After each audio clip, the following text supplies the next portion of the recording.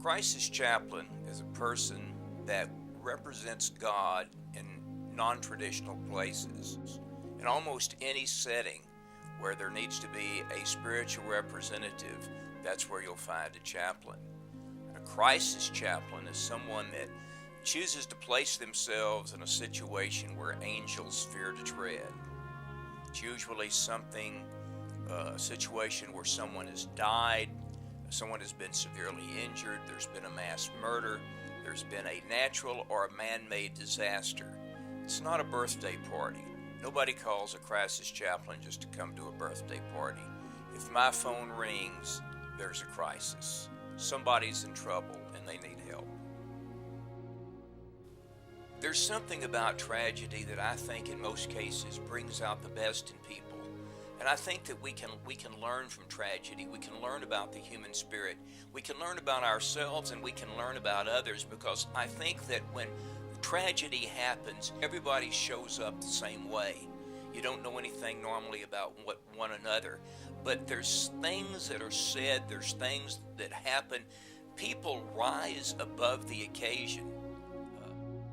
One thing that I remember that just really strikes me is in New York, following 9/11, and we're taking a break.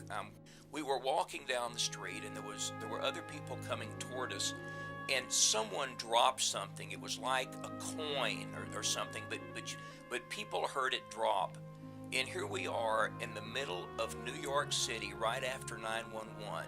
There's 6 or 8 of us down on our hands and knees on the streets of New York looking for this coin that this person had dropped.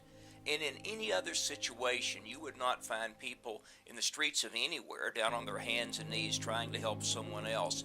But the senses were so acute. Everyone was so sensitive and so aware because of that tragedy of 9/11. Everybody just wanted to help everybody else. And so here we were. Somebody dropped a coin, and on the streets of New York, everybody stopped, got down on their hands and knees, and you know what? We found that coin and gave it back to the person.